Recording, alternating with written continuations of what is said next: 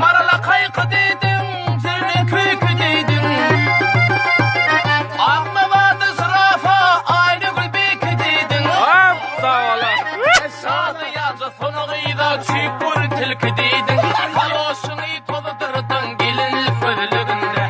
Ağışını öldürdün gelinlik gözlüğünde. Ay, kara kurban ola. Kara kurban etme.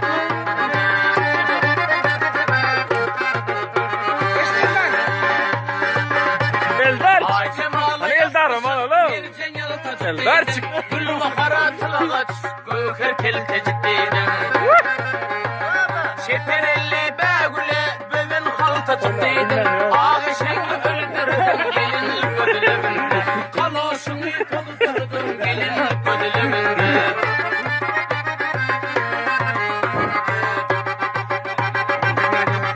Mehmet'in kıyılarıma pahalı verdi bir çette. O vakilin halıma uğradı sen çok bette.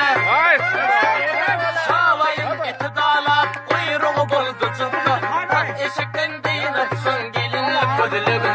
Eşekten de kuyruktan gelinlik gözlüğünde.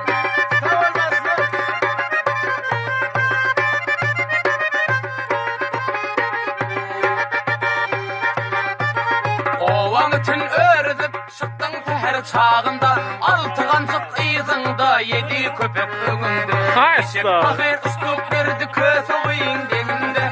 Bahçene ver öldü gitti gelinlik gözlüğünde.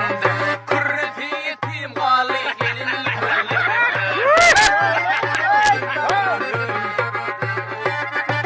Aksın toy kıymalanıyor mu?